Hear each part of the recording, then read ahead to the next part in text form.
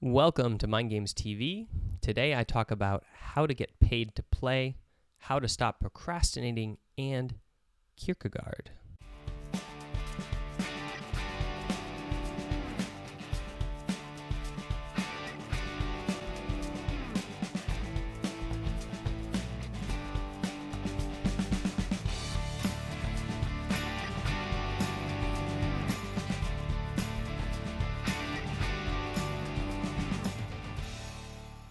Anonymous asks, what are your general thoughts on critical thinking / rationality?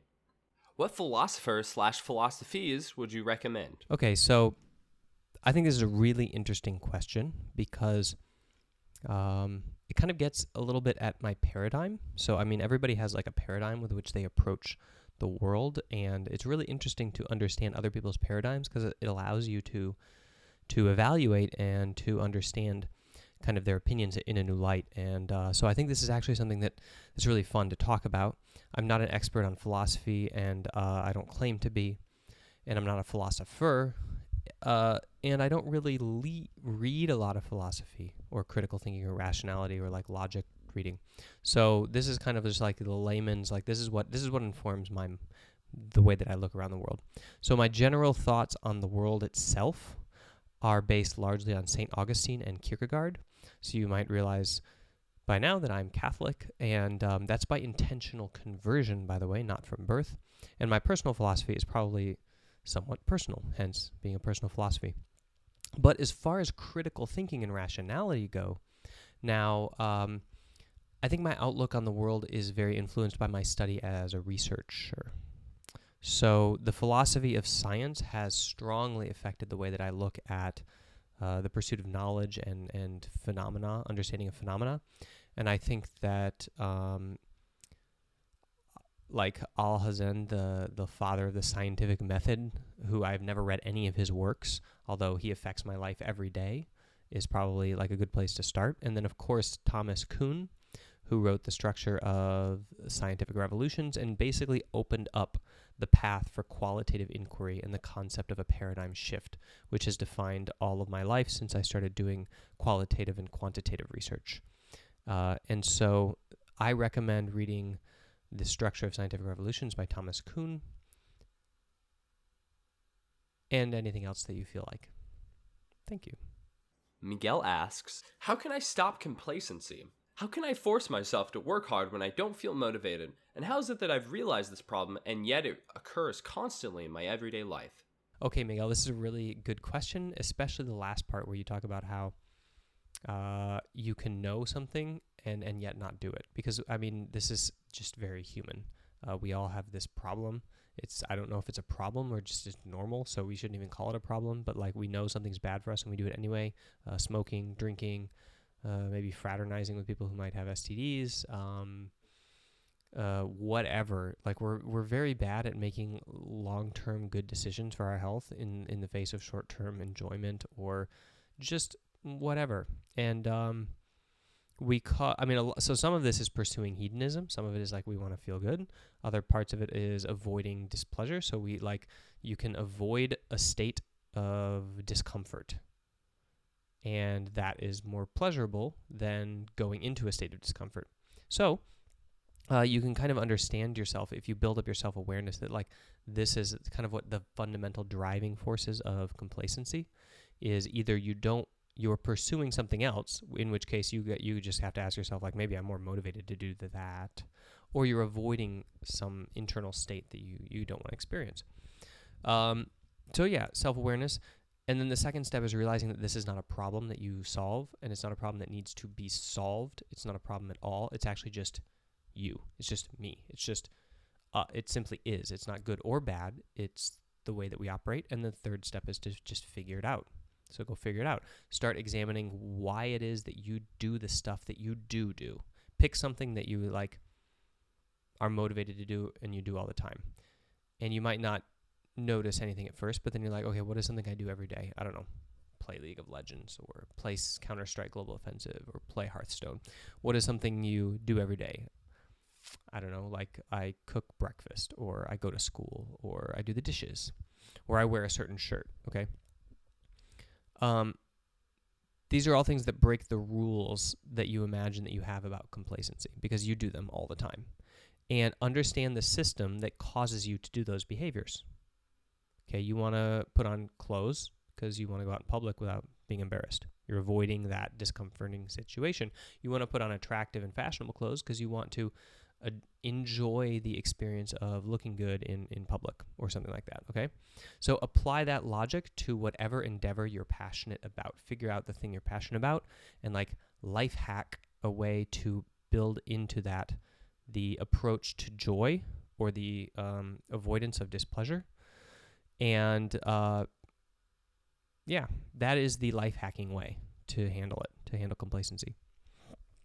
Now, there's another way, and that is training. And that is simply to wire up your values to your actions. Learn why it is that you want the outcomes of a certain action.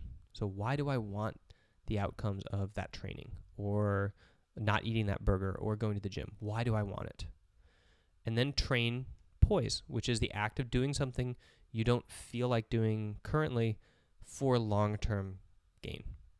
It's the ability to pursue a behavior, any behavior that you want the outcome, even if you don't feel like it at the time. And that's trainable through exposure. You can just get better at that. And you get better at it when you expose yourself to the actual choice. So like you can be really good at not eating hamburgers eventually, but you can't transfer that exposure to going to the gym. That's a different mental toughness. Okay, so mental toughness is compartmentalized. You can train it in general by training it specifically and then becoming self-aware and learning how to transfer around those different exposures. So yeah, if you want to learn about poise, then I suggest you check out mindgames.gg/mac. That is my poise training program that I go through. First thing I go through with my my professional teams is the MAC program. It's a 7-week program.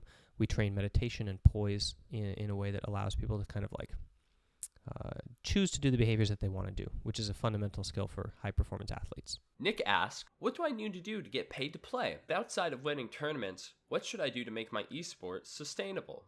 And from other perspectives, what can a coach do, or what can a team manager do to bring home the bacon? Okay, Nick, this is a really awesome question because it cuts right to the chase, which is how do I get paid for esport? And you said how to get paid to play and also how to get paid to coach or manage. So I'm going to talk a little bit about all of those. You need to provide value to people. If you provide value to people, then people will, you can find a way to monetize what you do, what you bring. And there are plenty of people that get paid without bringing any value to anybody, okay? And this is wonderful, but it's not sustainable. It's lucky for them, great, sure. But you don't want luck, you want certainty, okay? You want the fact that you are good to account for something. And for that, you consistently provide value to people. It can be entertainment like streaming. You can just continue to get better at it and provide more value. It can be winning things. You can provide value to people by being, just consistently the best. You can change people. You can become very consistent at, helping people overcome personal barriers or grow or organize their life. Any way that you feel like you have a skill that you can bring value to somebody else's life and that they want that, then you can do so. And you can start doing it free, and then eventually you can charge for it. Or you can just do it free and be so good at it that you charge for something else. There's all sorts of ways to monetize stuff in today's internet society. So one way you can do it is you can go to an already built audience, like professional league fans that Riot has collected to. They built an audience of professional esport fans. And you could go there and try to bring value to that audience, or you can build your own audience like a streamer does, or like an entertainment figure does, or like a blog or something. And that's kind of about consistency and being remarkable, like just being remarkable enough that the value that you bring to people really changes their lives, and that's how you can kind of build your own audience. So I would check out an article originally written by Kevin Kelly called 1,000 True Fans, or you can check out the book Tribes by Seth Godin, which are both about how in the internet era you can build a rather small audience and then monetize it in a myriad of different ways and be self-sustaining with your own income throughout your life. And you can find links to both of those on mindgames.gg/tools. And that's it for today. Thanks for the show, everybody. I think the questions today were fantastic. They kind of cut at very basic, kind of broad things. And if you haven't checked it out yet, go to esportcoaching.net/live or just esportcoaching.net. We have a conference coming up on the 15th of November. You have to buy your ticket before the 1st of November to get the early bird discount. If you miss the deadline, hit me up on Twitter or on Instagram, and I will send you a coupon to get the $10 off again, or the 10 euros off. But basically, this is a conference that we're training coaches. So if you want to be a coach in esport, you can buy a ticket, you get admission to the conference, and you get membership for 1 year into the Esport Coaching Network. Now, I'm pretty excited about this at the moment because I just did a pitch last week, and it might be that this turns into a pretty large endeavor. Right now, it's just a small 20-person team that I have working on this network, and I think that we're going to try to expand that and just make it much bigger and better and awesome. And so if you want to get it on the ground floor, start by coming to our live events. We're going to start having workshops inside the network and kind of building up the content there. So, yeah, check it out.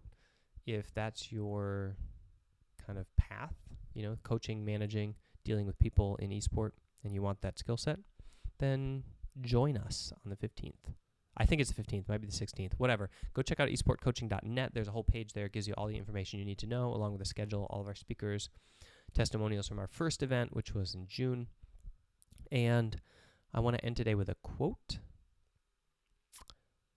Life is not a problem to be solved, but a reality to be experienced. Soren Kierkegaard.